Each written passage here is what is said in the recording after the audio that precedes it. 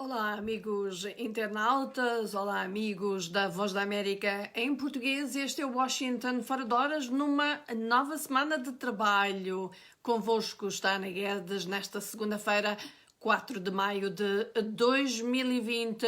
Uma manhã de sol aqui na área de Washington. Vamos começar, vamos ter notícias, claro, relativamente à pandemia, às últimas relativamente ao Covid-19.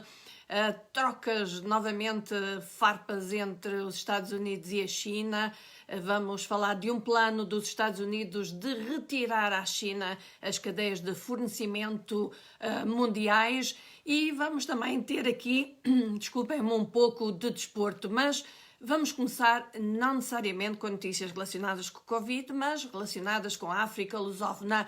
E vamos começar com Angola, onde o Ministério do Interior está a ser alvo de fortes críticas por parte da Justiça, naquilo que está a ser entendido pelos analistas como o primeiro confronto aberto entre os poderes judicial e executivo na governação de João Lourenço. Em causa está a mediática retenção pela polícia angolana na semana passada do juiz Januário Linda Catengo, colocado na segunda secção da Sala de Crimes Comuns da comarca de Moçambique, na província do Namibe, e que foi acusado de violar a cerca sanitária provincial imposta àquela província.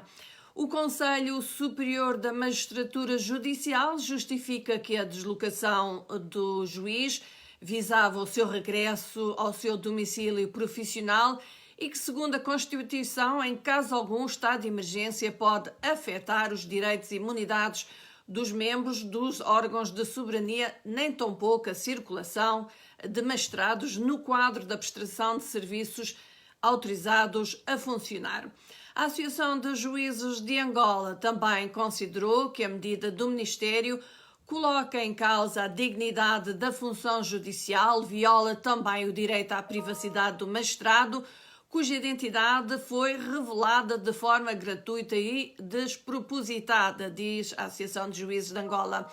Por sua vez, o Sindicato Nacional de Magistrados do Ministério Público manifestou-se também contra a retenção, o impedimento de circulação, bem como a revelação da identidade do juiz e acusa mesmo a corporação de impor restrições ilegais e abusivas à circulação de um profissional devidamente identificado, credenciado e escalado para o exercício das suas funções. Por outro lado, e entretanto, o porta-voz do Ministério do Interior, o subcomissário Valdemar José, afirma que o magistrado judicial violou as disposições do decreto presidencial sobre a cerca sanitária e esclarece que a competência e funcionamento dos órgãos de soberania não foi colocado em causa. Para aquele responsável, a imunidade não tem a ver com a legitimidade de cometer crimes ou infrações e violar as normas, tendo sublinhado que a medida tem um pendor pedagógico que visa desencorajar novas violações. Portanto, aqui um braço de ferro entre o Poder Judicial e o Poder Executivo em Angola. Vamos até Moçambique, onde a Confederação das Associações Económicas revelou que até à primeira quinzena do mês de abril, 364 empresas tinham suspendido as suas atividades devido à pandemia do coronavírus e que tinham sido afetados 10 mil postos de trabalho. Entretanto, no final também do mês de abril, o número de empresas paralisadas tinha aumentado, era de 1.175 e havia 12 mil trabalhadores sem emprego. A maior parte das empresas são no setor da hotelaria e turismo. A Confederação das Associações Económicas acrescentou ainda que durante os primeiros 30 dias do estado de emergência, o setor empresarial moçambicano registrou perdas de faturação estimadas em 87 milhões de dólares. A Associação Empresarial continua agora, diz, à espera de medidas excepcionais por parte do Governo que apoiem a sua tesouraria ou a tesouraria das empresas. Recorde-se que o segundo estado de emergência em Moçambique está em vigor até ao dia 30. Enquanto isso, o Fundo Monetário Internacional vai emprestar cerca de metade do apoio financeiro de 700 milhões de dólares que Moçambique espera receber de parceiros no âmbito da Covid-19. Isto segundo anunciado pela própria FMI.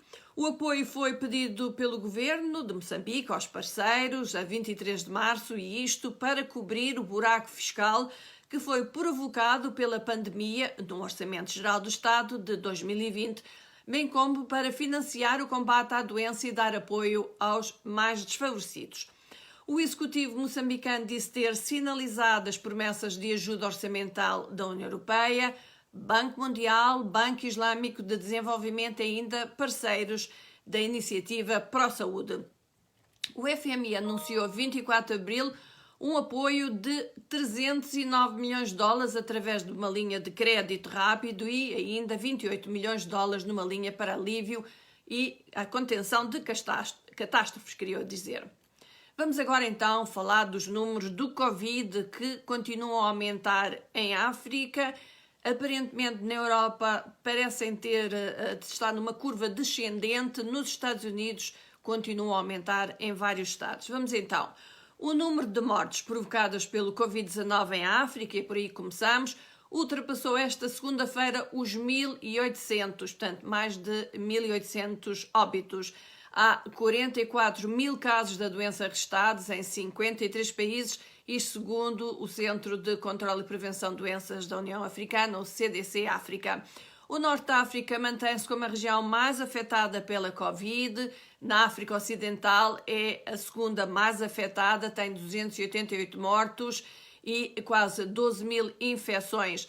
A nível global, de acordo com a Universidade Americana Johns Hopkins, a pandemia do Covid já provocou mais de 247 mil mortos, infectou mais de 3 milhões de pessoas em 195 países e territórios. Os Estados Unidos continuam a ser o país mais afetado, com mais de 1 bilhão 151 mil casos e 67 mil mortes. A Europa é o continente que continua também a ser afetado, tem 1,5 milhão de casos e mais de 143 mil mortos. Nos Estados Unidos, que tem o maior número de vítimas, temos cerca de 68 mil óbitos, como a gente já tinha dito. A Itália, na Europa, é o país mais atingido, segue-se o Reino Unido, a Espanha e a França. O número de mortes provocadas pelo Covid-19 em África, como já tínhamos dito, ultrapassou hoje os 1.800, com mais de 44 mil casos da doença, registrados em 53 países do continente. África do Sul, Argélia, Egito, Marrocos e Nigéria concentram cerca de metade das infecções pelo novo coronavírus e mais de 2/3 das mortes associadas a esta doença. Apenas o Lesoto e a República Saharaui continuam sem notificar qualquer caso de Covid-19. Na África lusófona, a Guiné-Bissau é quem tem mais infecções, 257 casos, incluindo o do primeiro-ministro Namibiá e 3 membros do seu gabinete. Tem um óbito, segue-se Cabo Verde, com 165 casos e 2 mortes. São Tomé e Príncipe deu um grande salto em termos de casos neste fim de semana, tem oficialmente 161 casos, 3 mortes, enquanto Moçambique aumentou também, tem 80 doentes infectados com o Covid-19.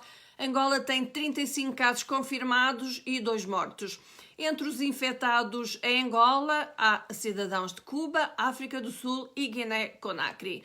Relativamente ainda a Angola, a Ministra da Saúde, Silvia Lutucuti, disse que Angola está a um passo da circulação ou contaminação coronária comunitária, quero eu dizer, devendo redobrar as medidas de prevenção para travar a cadeia de transmissão da Covid-19. Na Guiné-Bissau, o presidente do Instituto Nacional de Saúde disse ao Jornal Democrata que problemas técnicos impediram as autoridades de terem resultados neste fim de semana, porque, disse ele, o número de amostras recolhidas ultrapassou a capacidade do Laboratório Nacional de Saúde de as processar e pediu tempo para organizar os trabalhos, já que tem mais de 1000 amostras para analisar. Há uma grande hipótese de um aumento significativo do número de casos na Guiné-Bissau, admitiu o presidente do Instituto Nacional de Saúde, Dionísio Kumba. Aqui nos Estados Unidos, o presidente americano Donald Trump acredita que 100 mil americanos podem morrer devido ao coronavírus, depois que o número de mortes passou todas as suas estimativas anteriores, mas afirmou estar confiante na aprovação de uma vacina até ao final do ano.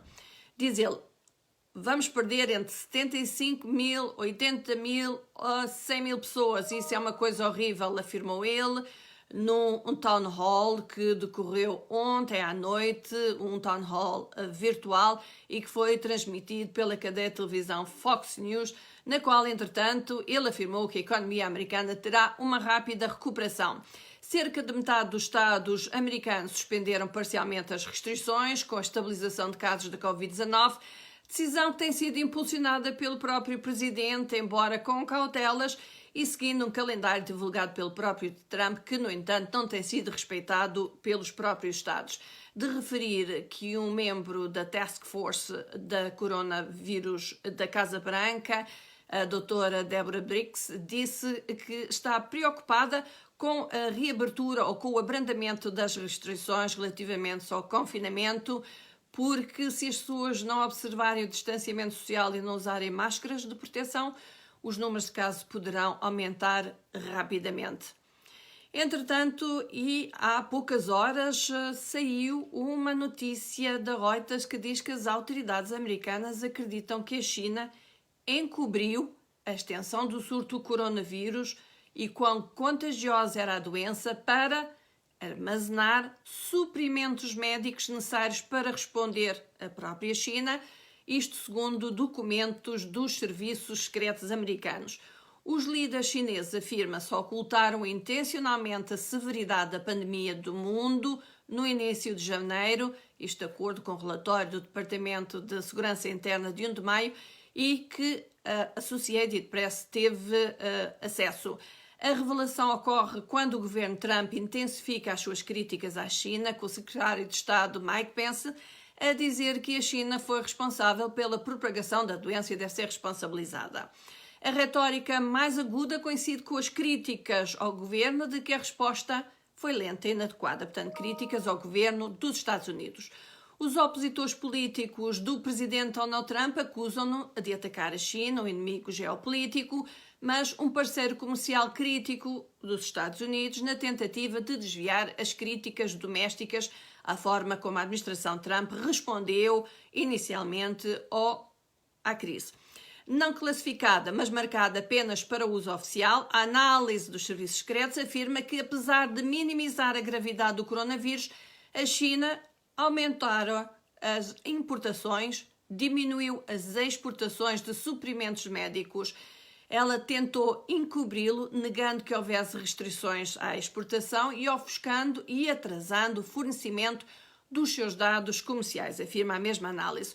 O relatório diz também que durante grande parte de janeiro a China não informou a Organização Mundial de Saúde que o coronavírus foi um contágio para que pudesse comprar suprimentos médicos no exterior e as suas importações de máscaras faciais, aventais cirúrgicos e luvas aumentaram acentuadamente em quantidade fora do anormal. Trump tem especulado que a China poderia ter desencadeado o coronavírus devido a algum tipo de erro, como ele disse, horrível. As agências de inteligência dizem que ainda estão a examinar a noção apresentada pelo presidente e assessores de que a pandemia pode ter resultado de um acidente num laboratório chinês. Em entrevista domingo, Pompeo disse não ter motivos para acreditar que o vírus tenha sido deliberadamente espalhado, mas recordou que a China tem um historial de infectar o mundo e eles, diz, têm um histórico de administração de laboratórios abaixo dos padrões. O secretário de Estado norte-americano parecia referir-se a surtos anteriores de vírus respiratórios como o SARS que começaram na China. A sua observação pode também ser vista como ofensiva na China. Ainda assim, Pompeo repetiu a mesma afirmação praticamente palavra por palavra, horas depois, através de um tweet. Entretanto, na África do Sul, relativamente à questão do Covid, estão a ser realizados um teste. E é um teste com uma vacina, já vão ver qual é. Centenas de profissionais de saúde na África do Sul receberam uma vacina centenária da tuberculose na segunda-feira, hoje, para verificar se esta venerável fórmula pode proteger contra o coronavírus. Trata-se da vacina BCG. Foi criada no lendário Instituto Pasteur, em França, há 100 anos. E é uma das vacinas mais antigas e mais confiáveis do mundo. Os testes começaram hoje num hospital da cidade do Cabo, onde doses da BCG foram administradas a 250 profissionais de saúde, enquanto outras 250 receberam uma fórmula simulada ou um placebo. Crianças imunizadas com BCG tendem a sofrer menos de doenças respiratórias, incluindo asma. A equipa que está a liderar este teste quer determinar se a vacina BCG, que muitos de nós levaram, pode afetar o coronavírus, reduzindo o risco da infecção ou aliviando os sintomas da infecção. O plano é aumentar os testes para até 3.000 profissionais de saúde na cidade do Cabo. Os participantes vão ser observados pelo menos por um ano. Os ensaios clínicos similares ao BCG na África do Sul estão a ser também conduzidos na Holanda, Austrália e França. Os participantes na Austrália e na Holanda vão receber a vacina pela primeira vez, pois nestes dois países não há política de administração da vacina BCG. Agora vamos a mais uma guerrinha a começar a desenrolar-se. O governo Trump decidiu avançar com uma iniciativa para retirar à China as cadeias de suprimentos industriais globais, ao pesar a possibilidade de impor novas tarifas para castigar Pequim pela forma como lidou com o surto do coronavírus, isto segundo a Reuters, que cita autoridades familiares com o plano dos Estados Unidos. O presidente Donald Trump, que intensificou os recentes ataques à China antes das eleições presidenciais que vão ter lugar, em princípio, a 3 de novembro nos Estados Unidos, tem prometido trazer os postos de trabalho e as fábricas de regresso aos Estados Unidos. Agora, a destruição económica e o enorme número de mortes por coronavírus nos Estados Unidos parecem impulsionar a administração Trump a levar a dependência da cadeia de produção e suprimentos dos Estados Unidos para longe da China, mesmo que vá para outras nações mais amigas, e segundo autoridades atuais e ex-funcionários da Casa Branca. Os Estados Unidos estão a pressionar a criação de uma aliança de parceiros confiáveis, como eles definem, apelidada de Rede de Prosperidade Económica, e segundo um responsável, a rede que incluiria empresas e grupos da sociedade civil que operam com o mesmo conjunto de padrões, desde negócios digitais, energia, infraestrutura até pesquisa, comércio e educação. Washington está neste momento a trabalhar nessa rede com a Austrália, a Índia, Japão, Nova Zelândia, Coreia do Sul e Vietnã. Todavia, muitas empresas norte-americanas que têm investido pesadamente nos últimos anos em produzir os produtos na China e contam com 1,4 bilhões de chineses para os seus rendimentos, dizem que construir de novo as suas fábricas nos Estados Unidos levaria anos e seria dispendioso. Vamos ver em que é que fica esta rede de prosperidade económica. Entretanto, Donald Trump não para.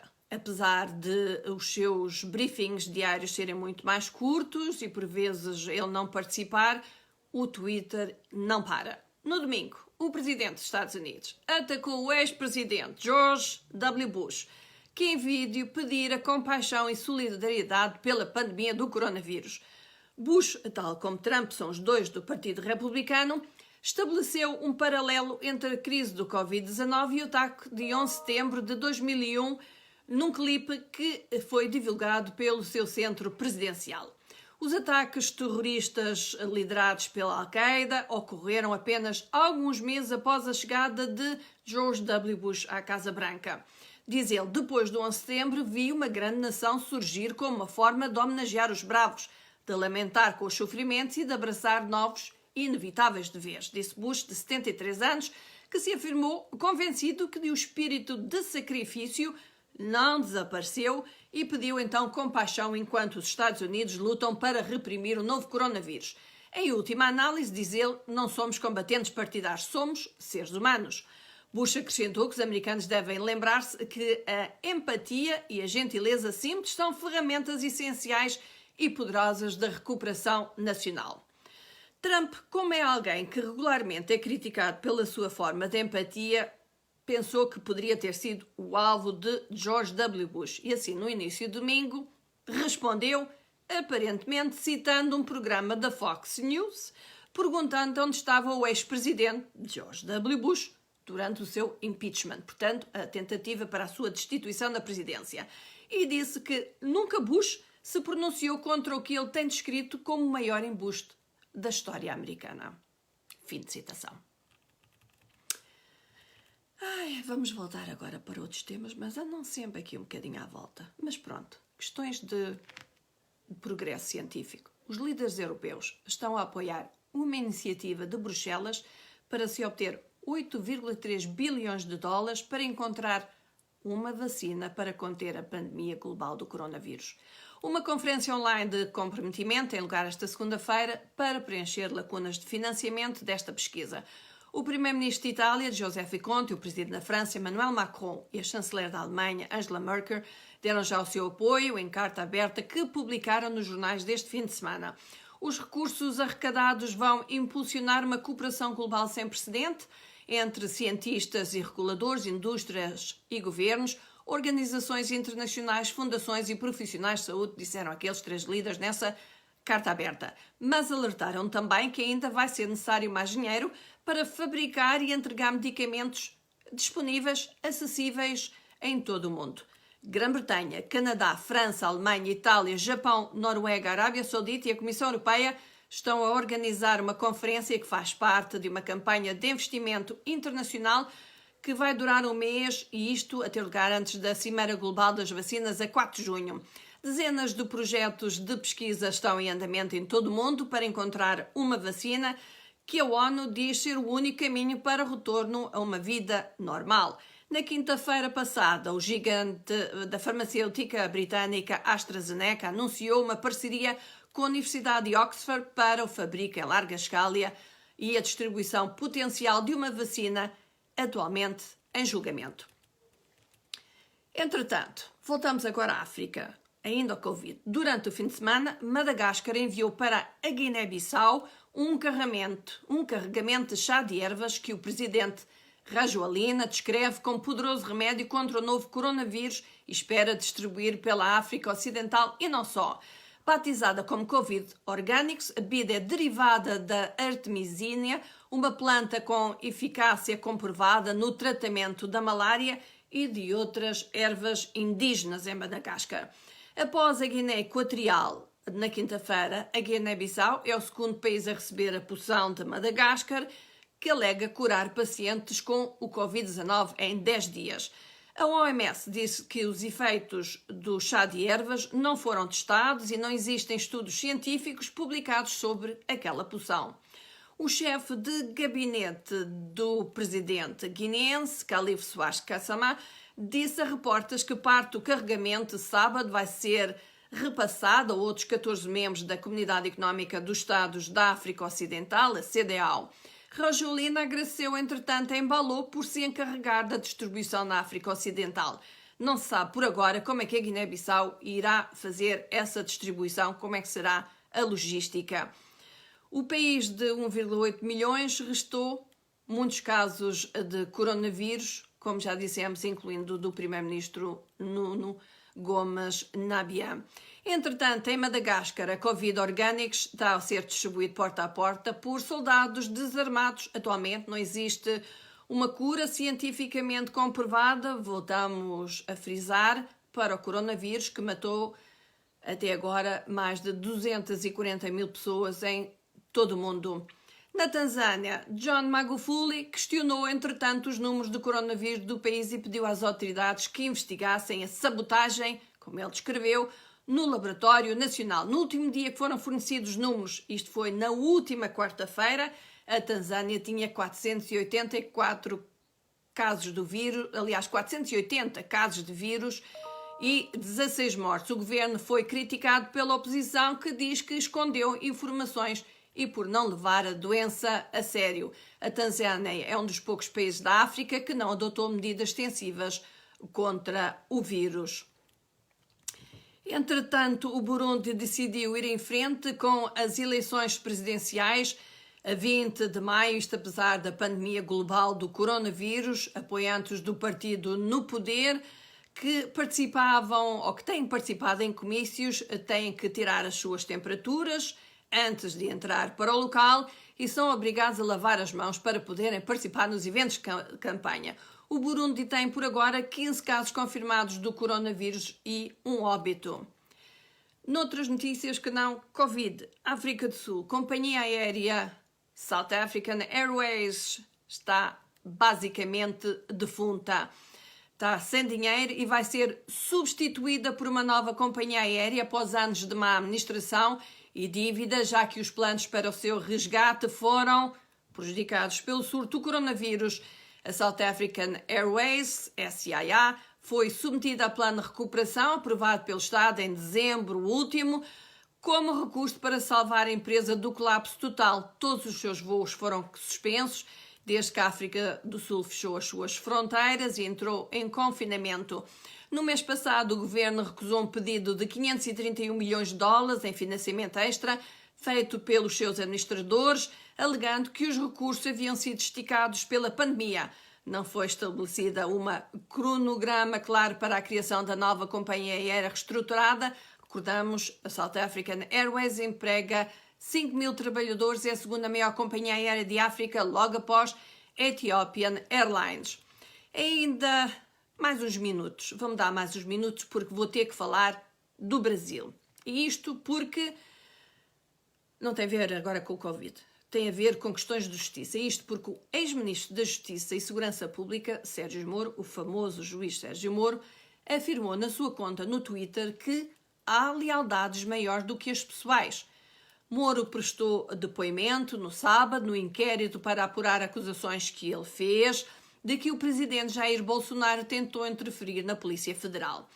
Moro esteve a depor durante 8 horas na Superintendência da Polícia Federal em Curitiba, quando, segundo uma fonte, reafirmou as acusações e apresentou mesmo provas de que Bolsonaro tentara interferir na Polícia Federal por estar preocupado com investigações que estavam a ser levadas a cabo e que poderiam afetar a família e amigos.